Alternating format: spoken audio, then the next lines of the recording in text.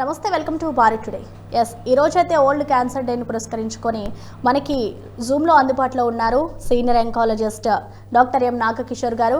క్యాన్సర్లో ఎలాంటి మార్పులు ఉంటాయి, అంటే క్యాన్సర్ ఎందుకు వస్తుంది, క్యాన్సర్ లక్షణాలు ఏంటి, అలాగే క్యాన్సర్ సోకిన వాళ్ళ ఫుడ్ హ్యాబిట్స్ ఎలా ఉండాలి, వీటన్నిటికీ తెలియజేయడానికి మనకి డాక్టర్ ఎం నాగకిషోర్ గారు జూమ్లో అందుబాటులో ఉన్నారు. నమస్తే అండి. నమస్తే అమ్మా. కిషోర్ గారు, ఈరోజు వరల్డ్ క్యాన్సర్ డే కదా, ఒకసారి క్యాన్సర్ డే గురించి చెప్తారా? ఈ రోజు వరల్డ్ క్యాన్సర్ డే అమ్మా. WHO వాళ్ళు డిక్లేర్ చేసిందంటే close the cancer care gap అని ఇచ్చారు. ఈ slogan close the cancer care gap అంటే మనం చూసుకున్నట్టయితే వరల్డ్ లో చూసుకున్నట్టయితే డెవలప్డ్ అండ్ డెవలపింగ్ కంట్రీస్ లో క్యాన్సర్ కేర్ లో డిఫరెన్సెస్ ఉంటున్నాయి. సపోజ్ అమెరికాలో చూస్తే సర్వైవల్ ఎక్కువగా ఉండటం, మరి డెవలపింగ్ కంట్రీస్ లో తక్కువగా ఉండటం, ఇలా జరుగుతుంది. ఈ స్లోగన్ ఏంటంటే ఆ గ్యాప్ అనేది తగ్గించాలి. ఆ గ్యాప్ ఎలా తగ్గించాలనే దానికోసం దానికి ఏంటంటే నాలెడ్జ్ పెంచుకోవాలి, దాంతో పాటు ఛాలెంజెస్ తీసుకోవాలి, పేషెంట్ని మోటివేట్ చేయాలి, అట్లా హాస్పిటల్ కూడా డెవలప్ అవ్వాలి, లేటెస్ట్ టెక్నాలజీ చేయాలి. ఈ ఉద్దేశంతో close the cancer care gap అనేది ఈ స్లోగన్ అమ్మా. ఇప్పుడు ఈ సంవత్సరం ఇచ్చిన స్లోగన్ అది. కిషోర్ గారు, మామూలు జనరల్గా అంటే క్యాన్సర్ ఎక్కువగా దేని వల్ల వస్తుందంటారు? క్యాన్సర్ అసలు రావడానికి అండి మెయిన్ ఏంటంటే రీజన్స్ ఏంటంటే క్రోమోజోమ్స్ అని ఉంటాయి బాడీలో, సెల్ లో ఉంటాయి. ఆ క్రోమోజోమ్స్ లో జీన్స్ అని ఉంటాయమ్మా. జీన్స్ లో proto oncogenes, tumour suppressor jeans, repair jeans అని 3 రకాలు ఉంటాయి.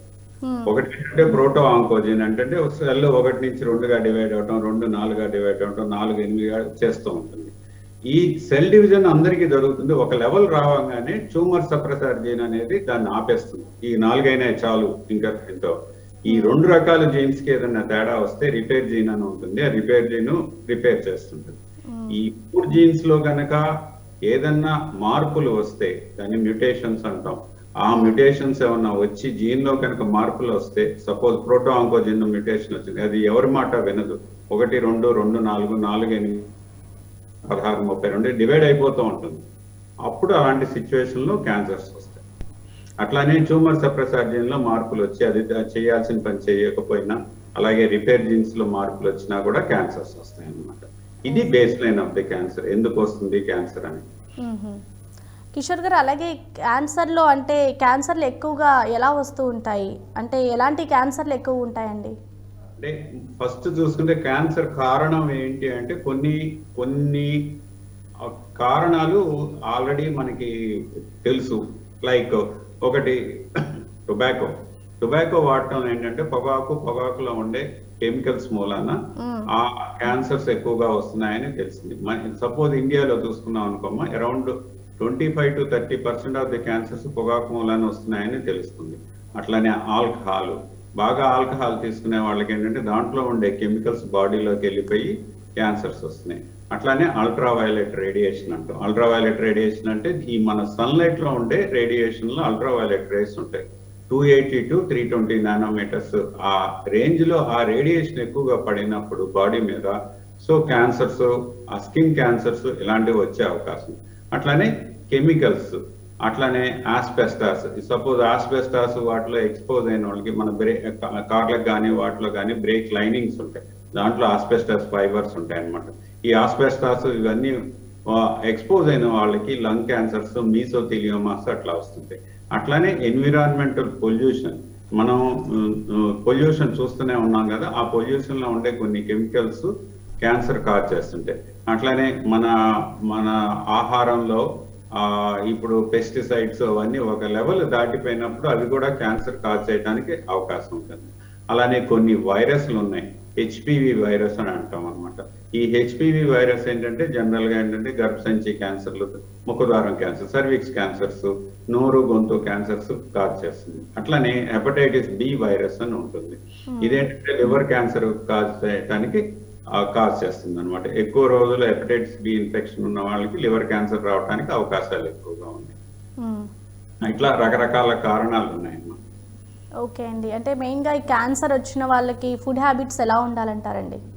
అంటే ఏ ఫుడ్, అంటే హోమ్ రెమెడీస్ కానీ డాక్టర్ సజెస్ట్ చేసిన ఫుడ్డే తీసుకోవాలంటారా? ఫుడ్ విషయంలో వచ్చేసరికి క్యాన్సర్ రాకుండా మనం కాపాడుకోవడానికి ఫుడ్ విషయం ఒకటి మెయిన్ ఇంపార్టెంట్ ఏనమ్మా. ఎక్కువగా మనం కార్బోహైడ్రేట్ డైట్ తక్కువ తీసుకోవాలి, ఫ్యాట్ డైట్ తక్కువ తీసుకొని ప్రోటీన్ కొంచెం ఎక్కువగా ఉండే డైట్ తీసుకోవాలి. గ్రీన్ లీఫీ వెజిటబుల్స్, ఆకుకూరలు, పళ్ళు ఇవన్నీ తీసుకుంటే వాటిలో యాంటీ ఆక్సిడెంట్స్ అవన్నీ ఉండటం వలన క్యాన్సర్ రాకుండా కాపాడుకోవచ్చు. జనరల్ గా ఏంటంటే plant based diet is very important to prevent cancer అంటారు అన్నమాట. ప్లాంట్ బేస్డ్ డైట్ అంటే మనం రైస్ అనుకోండి, గోధుమలు అనుకోండి, దాని వీటిలో ఏంటంటే పాలిష్ తక్కువగా ఉండే వీటిలో, తర్వాత మనకి చిక్కుళ్ళు, గోరు చిక్కుళ్ళు, ఇలాంటి లెగ్యూమ్స్ అంటాం, వీటిలో ఇవన్నీ ప్లాంట్ బేస్డ్ డైట్. వీటిలో ఏంటంటే ఇవి తీసుకున్న వాళ్ళు మామూలుగా ఫ్యాట్ ఫుడ్ ఎక్కువగా తీసుకున్న వాళ్ళకి డిఫరెన్స్ ఉంటుంది, వీళ్ళల్లో క్యాన్సర్ రాకుండా కొంచెం ఇన్సిడెన్స్ తక్కువ ఉంటుంది. అలాగే వాడే oils, it shown that olive oil is very good to the health అన్నమాట. ఇట్లా రకరకాల మనం ఫుడ్ మార్పులు చేసుకోవటం ద్వారా కొంతవరకు మనం దీన్ని కంట్రోల్ చేసుకోవడానికి అవకాశం ఉంది. Yes sir. కిషోర్ గారు, అలాగే జనరల్గా చాలా మంది కూడా జీన్స్ పరంగా కూడా ఈ క్యాన్సర్ వస్తుంది అని అంటారు, అది నిజమే అంటారా? అవునండి, కొంతమందికి జీన్స్ పరంగా కూడా క్యాన్సర్ వచ్చే అవకాశం ఉంది. ఉదాహరణకి రొమ్ము క్యాన్సర్ ఒకటి, అండాశయం క్యాన్సర్ ఒకటి, కోలన్ క్యాన్సర్ ఒకటి. రొమ్ము క్యాన్సర్ చూసుకుంటే BRCA1 and 2 జీన్స్ అని ఉంటాయి. ఈ జీన్స్ ఉన్న వాళ్ళకి కంపల్సరీ 100% ఆ క్యాన్సర్ వచ్చే అవకాశాలు ఉంటాయి. ఎందుకని మీకు తెలిసిందే కదా, సినిమా యాక్టర్ యాంజెలినా జోలీకి ఉండి treatment for that breast reconstruction అవన్నీ. అట్లానే కోలన్ క్యాన్సర్స్ కూడా కొన్ని జీన్స్ ఉంటాయి అన్నమాట. కొన్ని ఫ్యామిలీస్ లో కోలన్ క్యాన్సర్ రన్ అవుతూ ఉంటుంది. సో వీళ్ళలో ఏంటంటే కొన్ని జీన్స్ లో మాడిఫై చేస్తే అది హెరిడిటరీగా వస్తూ ఉంటుంది అనమాట. అట్లానే అది అండాశయం క్యాన్సర్ లో కూడా హెరిడిటరీ ఉండటానికి అవకాశాలు ఎక్కువగా ఉన్నాయి. అంటే జీన్స్ వల్ల వచ్చిన క్యాన్సర్కి ట్రీట్మెంట్ అనేది మంచిగా తీసుకుంటే దాని నుంచి క్యూర్ అవ్వచ్చు అంటారండి? ఆ ట్రీట్మెంట్ అనేది అన్నిటికీ ఒకటే రకంగా ఉంటుంది. ఈ జీన్స్ లో మార్పులు కానీ ఏదైనా వచ్చినట్టయితే, ఇఫ్ యూ నో బిఫోర్ వీళ్ళకి జీన్ మార్పు వచ్చింది, సపోజ్ అండాశయం క్యాన్సర్ ఉందనుకోండి, దీనికి కావాల్సిన BRCA2 జీన్ కానీ 1 కానీ ఉన్నట్టు తెలిసినట్టయితే, మదర్కి తెలిసినట్టయితే, ఆ పిల్లలు వాళ్ళు ఎవరైతే పిల్లలు ఉన్నారో వాళ్ళు వాటి ఏమంటారంటే ఫర్టిలిటీ అయిపోయిన తర్వాత, ఫర్టిలిటీ అంటే పిల్లలంతా పుట్టిన తర్వాత ఓవరీస్ తీసేస్తే వాళ్ళకి ఆ ఓవరీ క్యాన్సర్ అనేది రాకుండా ఉంటుంది. So we can prevent it. అలానే సపోజ్ కోలాన్ క్యాన్సర్ అంటే పెద్ద పేగు క్యాన్సర్ జీన్స్ ఉన్నాయని ముందరే తెలిసిందనుకోండి, సపోజ్ వీళ్ళకి ఏంటంటే చిన్న వయసు నుంచి బ్లడ్, అది విరోచనంలో బ్లడ్ పడుతుందా లేదా అని స్టూల్ అక్కడికి బ్లడ్ అని ఒక టెస్ట్ ఉంటుంది. ఆ టెస్ట్ చూసుకొని దాంట్లో ఏదైనా బ్లడ్ పడుతుంది అంటే వీళ్ళకి కొలనోస్కోపీ గానే చేసి ఏదైనా అది క్యాన్సర్ రావడానికి ముందర వచ్చే స్టేజ్ ని పాలిప్ అంటారు అనమాట. ఆ పాలిప్ తీయించుకోవడం ద్వారా మనం దాన్ని క్యాన్సర్ రాకుండా కాపాడుకోవచ్చు. So if you know before, వీళ్ళని క్యాన్సర్ రాకుండా మనం జాగ్రత్తలు తీసుకొని కాపాడుకోవడానికి కూడా అవకాశం. ఓకే అండి, అంటే ఈ క్యాన్సర్లో ఎన్ని స్టేజెస్ ఉంటాయండి అసలు? క్యాన్సర్ కి జనరల్ గా 4 స్టేజెస్ అంటాం. First and second, third, fourth. First and second general గా ఓవరాల్ గా ఎర్లీ స్టేజెస్ అంటారు. థర్డ్ స్టేజ్ ని కొద్దిగా లోకల్లీ అడ్వాన్స్డ్. ఫోర్త్ అంటే బాడీ అంతా స్ప్రెడ్ అయినప్పుడు ఫోర్త్ స్టేజ్ అంటారు. ఓకే అండి, అంటే నార్మల్గా దీని ట్రీట్మెంట్స్ కొత్తగా ఏమైనా వచ్చాయంటారండి? మామూలుగా మనం చూస్తే క్యాన్సర్ కి జనరల్ గా 3 రకాల ట్రీట్మెంట్ ఉంటాయమ్మా.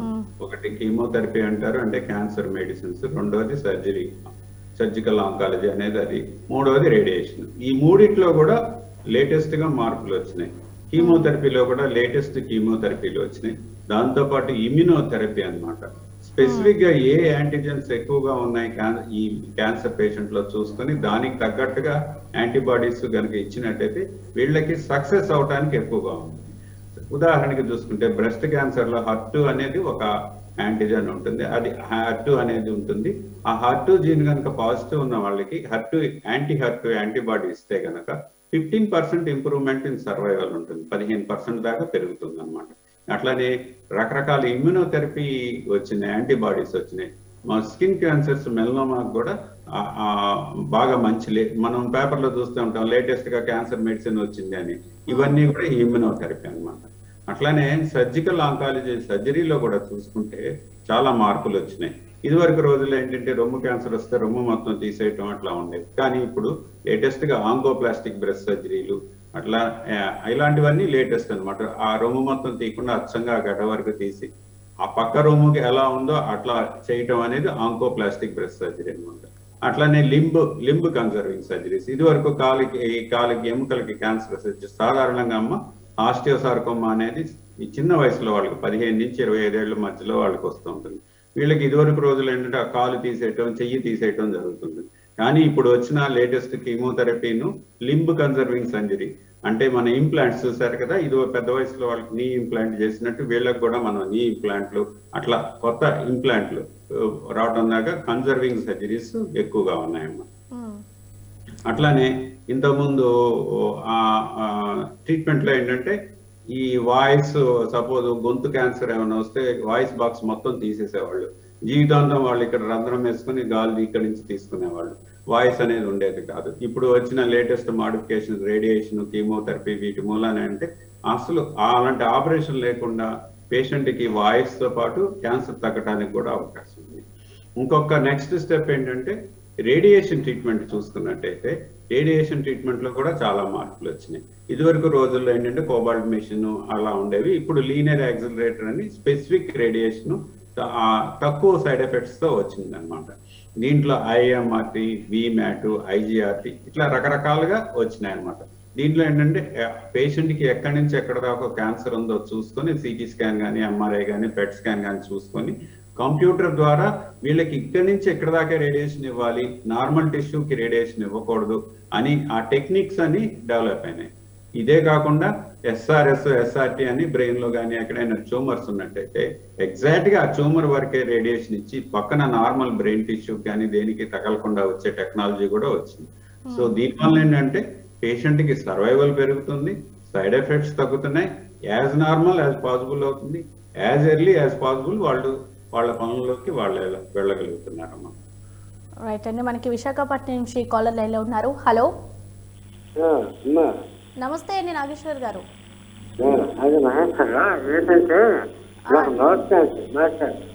డాక్టర్ గారితో మాట్లాడండి. అమ్మా చెప్పండి బాబు. హలో హలో చెప్పండి. అదే ఆయనకి ఒకటి క్యాన్సర్ అండి. కీమోలు రేడియేషన్ అన్ని ఇచ్చేసాను, నోరు విడట్లేదండి. అమ్మా క్లారిటీ లేదమ్మా, కొంచెం మీ సౌండ్ తగ్గించి మెల్లగా చెప్పరా. టీవీ సౌండ్ తగ్గించి. ఇప్పుడు వినపడుతుందా చూడండి. యా అండి చెప్పండి. అది ఆయనకి నోట్మ్మా. ఓకే, అతనికి కీమోలు రేడియేషన్ రెండు ఇస్తాము.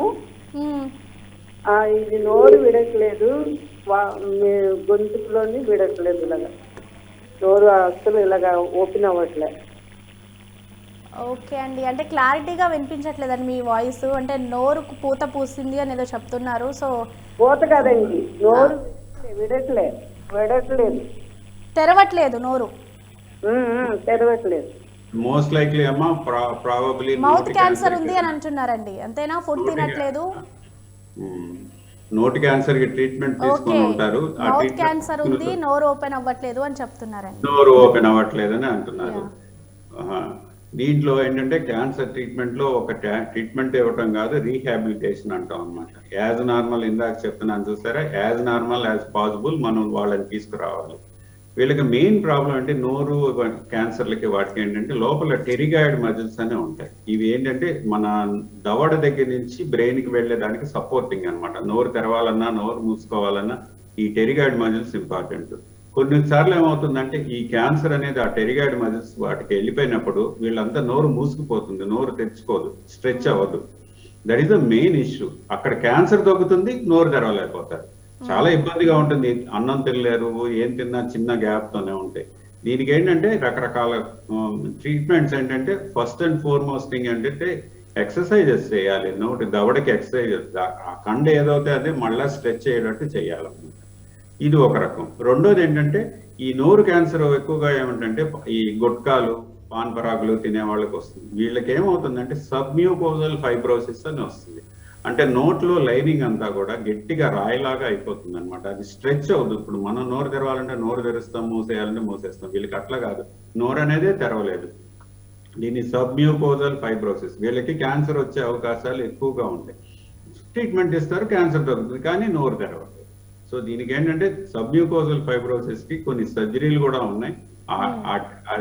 అదేనా కట్ చేసేసి అది తీస్తారు. అలాగే పైన మ్యాండిబుల్ దగ్గర ఒక బోన్ ఒకటి ఉంటుంది, దాన్ని ఆ బోన్ పార్ట్ కూడా కట్ చేస్తే వీరు నోరు తెరవడానికి అవకాశాలు. దగ్గరలో ఉన్న సర్జికల్ ఆంకాలజిస్ట్ ని కలిస్తే వాళ్ళు దీనికి ఎంతవరకు చేయొచ్చు అని చూసి, వాళ్ళు ఇది ఒక్కళ్ళ పని కాదు, డెంటల్ వాళ్ళు వీళ్ళందరూ కలిసి దాన్ని చూసుకొని రీహాబిలిటేషన్ చేయడానికి అవకాశం ఉంది. రైట్ అండి. అలాగే మనకి హైదరాబాద్ నుంచి శ్రీధర్ గారు కాలర్ లైన్ లో ఉన్నారు. హలో హలో, నమస్తే శ్రీధర్ గారు. శ్రీధర్ గారు చెప్పండి. నమస్కారం. డాక్టర్ గారితో మాట్లాడండి. చెప్పండి శ్రీధర్ గారు. హలో శ్రీధర్ గారు చెప్పండి. హలో చెప్పండి శ్రీధర్ గారు. సార్ నమస్కారం సార్. నమస్కారం అండి.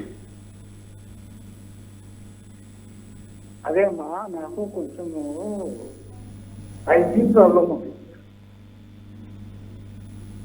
కొంచెం పెద్దగా చెప్పరా? శ్రీధర్ గారు కొంచెం వాల్యూమ్ అనేది మీది బాగా లౌడ్ స్పీకర్ లా వస్తుందని కొంచెం క్లారిటీగా మాట్లాడండి. Okay okay okay. ఏమైందండి? Sir health issue? నమస్కారం సార్. నమస్కారం చెప్పండి శ్రీధర్ గారు.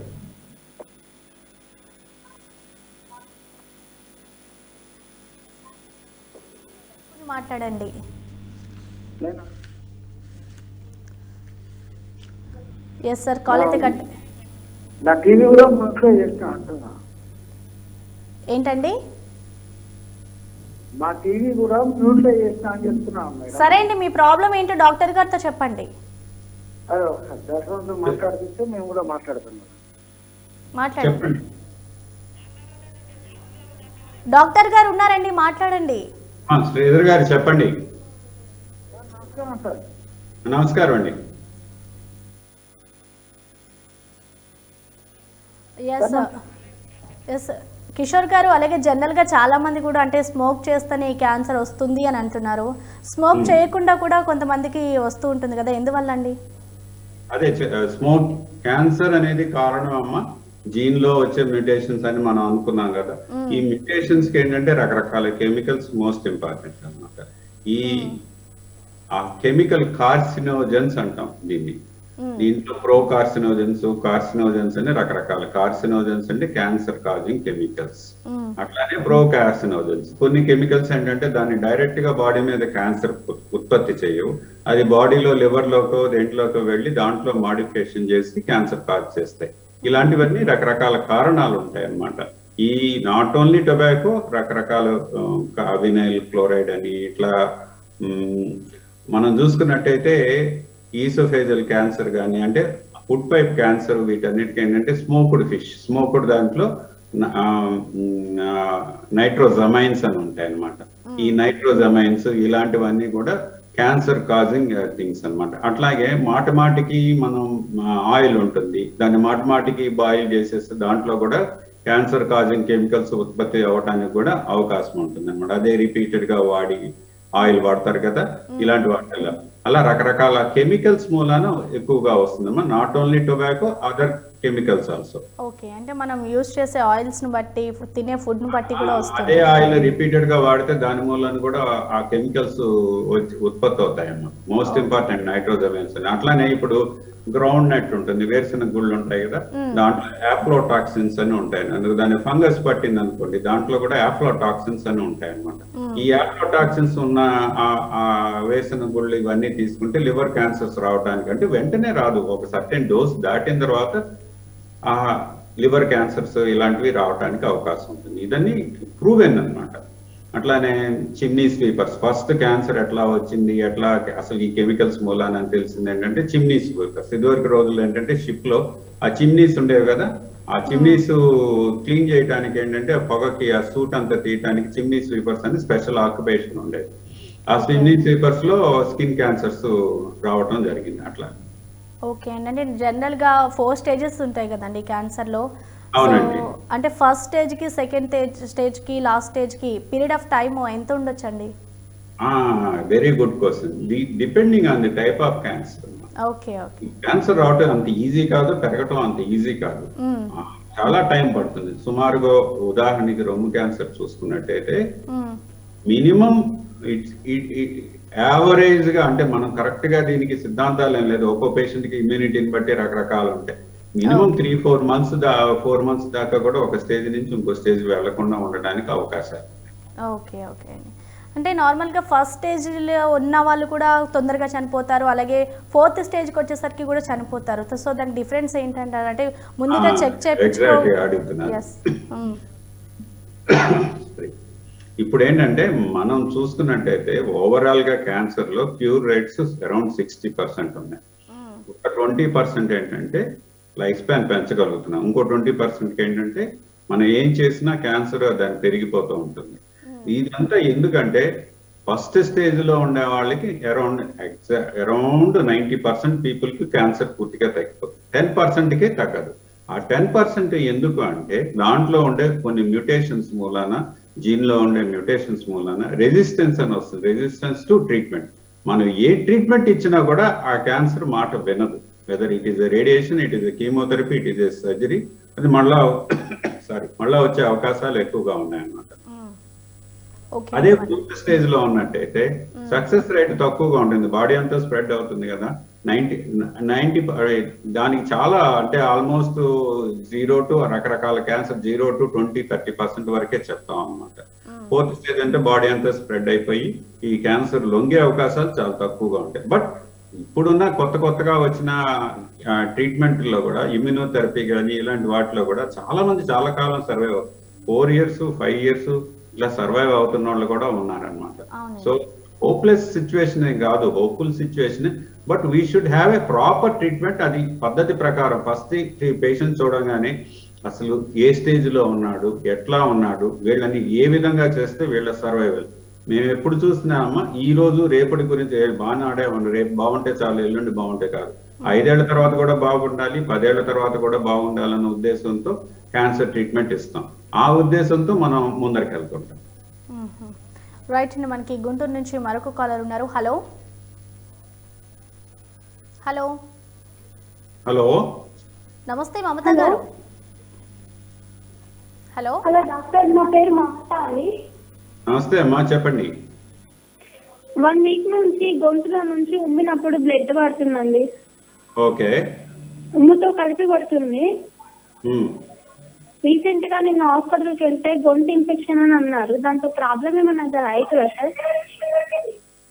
కామనెస్ట్ కాదమ్మా, గొంతులోంచి బ్లడ్ పట్టడానికి మనకి ఫారింజైటిస్ ఒకటి, టాన్సిలైటిస్ ఒకటి, ఇలా గొంతులో ఇన్ఫెక్షన్స్ మూలాన గొంతులోంచి బ్లడ్ పడుతుందమ్మా. జనరల్ గా ఏంటంటే యాంటీబయాటిక్స్ కానీ డీకంజెస్టెన్స్, మౌత్ గార్గిలింగ్ చేయడం, వీటి ద్వారా ఏంటంటే జనరల్ గా తగ్గిపోతూ ఉంటుంది.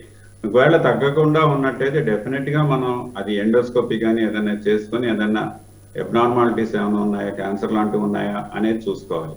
గొంతు నొప్పి, గొంతులో రక్తం పడిన ప్రతి వాళ్ళకి క్యాన్సర్ ఉండదు, but it's very rare. But అది తగ్గకపోతే మాత్రం మీరు దగ్గరలో ఉన్న డాక్టర్కి చూపించుకొని, లేదా మన ఒమేగా గుంటూరులోనే ఉంది కాబట్టి ఇక్కడికి వచ్చినా నేను చూసి మీకు చెప్పగలుగుతాము. ఎస్ కిషోర్ గారు, అలాగే ఈ క్యాన్సర్ అనేది చిన్నపిల్లలకి వస్తుంది, పెద్దవాళ్ళకి కూడా వస్తుంది. అంటే దానికి వయసు భేదం అనేది ఏమీ ఉండదంటారండి? జనరల్ గా చూసుకుంటేనమ్మా క్యాన్సర్ అనేది ఎక్కువగా 40 to 50 years దాటిన వాళ్ళకి ఎక్కువగా వస్తుంది. చిన్నపిల్లల్లో క్యాన్సర్ ఏంటంటే పుట్టుకతో అదండి కొన్ని మ్యూటేషన్స్ ఆఫ్ ది జీన్స్ మూలాన ఎక్కువగా వస్తుంది అనమాట. అది ఎందుకు కారణం అనేది తెలియదు. కానీ చిన్నపిల్లలో వచ్చే అవకాశాలు చాలా తక్కువ. చిన్నపిల్లలో వచ్చే క్యాన్సర్లు ఎక్కువగా పూర్తిగా తగ్గడానికి అవకాశం ఉంటుంది. ఏఎల్ఎల్ అని బ్లడ్ క్యాన్సర్, అట్లానే కిడ్నీకి సంబంధించిన విల్మ్స్ ట్యూమర్ అని, ఈ క్యాన్సర్లన్నీ కూడా కీమోథెరపీకి, సర్జరీకి లొంగే అవకాశాలు ఎక్కువగా ఉంటాయి అన్నమాట. చాలా మంది ఈ క్యాన్సర్ల నుంచి బారిపడి లైఫ్ లాంగ్ నార్మల్ గా ఉండే వాళ్ళు ఉంటారు. కాకపోతే ట్రీట్మెంట్ ప్రాపర్ గా ఉండాలి. ఎస్, జనరల్గా నార్మల్గా అయితే అంటే కీమోథెరపీ అని ఇలా డిఫరెంట్ థెరపీస్ ఉంటాయి కదండి క్యాన్సర్కి రిలేటెడ్గా. దానికి అన్ని సేమ్ కాస్ట్ ఉంటుందా, లేకపోతే డిఫరెంట్గా ఏమైనా ఉంటుందా? డిఫరెంట్ గా ఉండదు. సపోజ్ రొమ్ము క్యాన్సర్ ఉందనుకోండి, జనరల్ గా కామనెస్ట్ గా మనం మాట్లాడుకున్నట్టయితే దాంట్లో రకరకాల డ్రగ్స్ ఉంటాయి. 1500 రూపాయలు మెడిసిన్ నుంచి 60-70 వేల రూపాయల మెడిసిన్స్ దాకా రకరకాలు ఉంటాయి. ఇది nothing but number of companies, ఎక్కువ కంపెనీలు అదే మెడిసిన్స్ ప్రొడక్ట్ చేస్తే రేటు తగ్గిపోతూ ఉంటుంది. అది కాస్ట్ అనేది డిఫరెంట్ గా ఉంటుంది కొన్ని మందులు. అంటే మనం తీసుకునే ట్రీట్మెంట్ బట్టి ఉంటుందంటారండి? ట్రీట్మెంట్ అని బట్టి సపోజ్ ఒక పేషెంట్ కి మేము ఎలా డిసైడ్ చేస్తామంటే ఈ పేషెంట్ కి వాళ్ళకి సపోజ్ వాళ్ళ హిస్టోపెథాలజీ అంటాం, వాళ్ళ పెథాలజీ రిపోర్ట్ లో ఉన్న అంటే ఆ టిష్యూలో ఉన్న మార్పులను బట్టి స్టేజ్ని బట్టి మనం ఏ మందులు ఇవ్వాలి ఏంటి వాళ్ళకున్న జనరల్ కండిషన్. సపోజ్ మనం పెద్ద మందు ఇద్దాం అనుకోండి, వీక్ హార్ట్ ఉంది అనుకోండి, ఆ మందు హార్ట్ మీద పనిచేస్తే ఇవ్వలేము. పేషెంట్ కి వేరియేషన్ ఉంటుంది, ఈ స్టేజ్ ని బట్టి ఉంటుంది. వీటిని బట్టి ఏ ఎగ్జాక్ట్ గా కీమో ఇవ్వాలి అనేది డిసైడ్ చేస్తాం అన్నమాట. దాన్ని బట్టి కాస్ట్ ఉంటుంది. ఓకే అండి. అంటే నార్మల్గా ఇప్పుడున్న సిచ్యువేషన్లో కరోనా అనేది చాలా వేగంగా వ్యాప్తి చెందుతుంది కదా, మరి ఇప్పుడు సెకండ్ స్టేజ్ కానివ్వచ్చు, థర్డ్ స్టేజ్ కానివ్వచ్చు, అంటే క్యాన్సర్ సోకిన వాళ్ళు ఆ స్టేజ్లో ఉన్నా కూడా వ్యాక్సిన్ తీసుకోవచ్చు అంటారా? అంటే వ్యాక్సిన్ కరోనా వచ్చిన వాళ్ళు వ్యాక్సిన్ అంటే corona it self is a vaccine లాంటి బూస్టర్, అంతే బూస్టర్ లాంటిది అనమాట. సో యాక్చువల్ గా ఏంటంటే గైడ్ లైన్స్ ప్రకారం కరోనా వచ్చిన వాళ్ళు ఒక డోసు వేసుకుంటే చాలని చెప్పి గైడ్ లైన్స్ లో. సో కరోనా ఆల్రెడీ ఒక వ్యాక్సిన్ లాంటిది, దాని మీద ఇంకొక వ్యాక్సిన్ వేయించుకుంటే సరిపోతుంది. ఈ స్టేజ్ లో ఉన్న వాళ్ళైనా ఆ స్టేజ్ కీమోథెరపీను రేడియేషన్ తీసుకునేటప్పుడు జనరల్ గా వేసుకోకూడదు. అవన్నీ కీమోథెరపీ రేడియేషన్ అయిన తర్వాత కంపల్సరీ వీళ్ళకి ఏంటంటే ఇమ్యూనిటీ తక్కువగా ఉంటుంది కాబట్టి సో డెఫినెట్ గా వాళ్ళు వ్యాక్సిన్ వేయించుకోవాలి. వాళ్ళది first candidates to get vaccinated. Okay అండి. అంటే నార్మల్గా ఎక్కువ ఇది ఫీమేల్కే వస్తుంది అని అంటారు, సో అది కరెక్ట్ నిజమేనా అంటారండి? క్యాన్సర్ అనేది ఎక్కువ ఫీమేల్స్ కే వస్తుంది అంటే బెస్ట్ క్యాన్సర్ అట్లా ఏమీ లేదు, స్పెసిఫిక్ గా ఏం లేదు. మన ఇండియాలో చూసుకుంటే కొద్దిగా వేరియేషన్ ఉంది. అప్రాక్సిమేట్లీ 1 lakh పాపులేషన్ లో 107 ఫీమేల్ పాపులేషన్ లో వస్తే male population 95 per 1 lakh population వస్తుంది.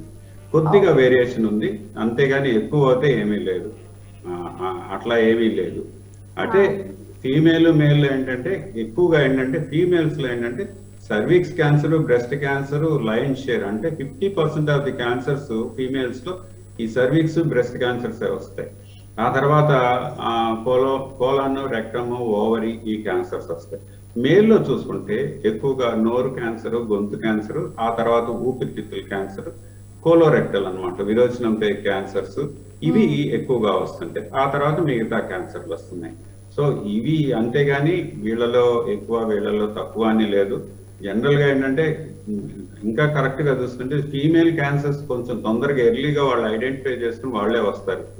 మేల్ క్యాన్సర్స్ కొంచెం లేట్ అయిన తర్వాత వస్తుంటారు మా అబ్జర్వేషన్ లో. ఓకే అండి. అంటే ఇంకా ఫైనల్ గా క్యాన్సర్ రాకుండా ఉండాలి అంటే ఎలాంటి జాగ్రత్తలు తీసుకోవాలండి, ఏం చెప్తారు మీరు?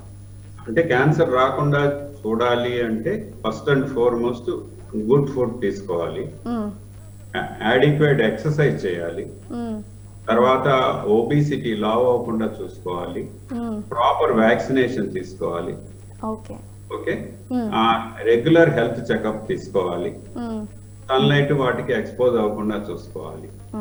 వీటన్నిటికంటే ముఖ్యమైనదంటే రెగ్యులర్ ఎక్సర్సైజ్. వీటన్నిటిలో కూడా regular exercise around 150 minutes per week walk చేయాలి, మోడరేట్ లేదా సివియర్ ఎక్సర్సైజెస్ చేసి 75 minutes per week చేస్తే క్యాన్సర్ రాకుండా కాపాడుకోవడానికి అవకాశం ఉంటుంది. రైట్. థ్యాంక్ యూ కిషోర్ గారు. అంటే క్యాన్సర్ డేకి రిలేటెడ్గా అంటే క్యాన్సర్ వచ్చిన వాళ్ళు ఎలాంటి ఫుడ్ తీసుకోవాలి, అలాగే ట్రీట్మెంట్లో ఎలాంటి మార్పులు వచ్చాయి, వీటన్నిటికి సంబంధించి చాలా చక్కగా చెప్పారు. థ్యాంక్స్ అండి. సో చూసారు కదా, ఇది ఇవాల్టి special live show. Keep watching Bharat today. దేశం కోసం, ధర్మం కోసం.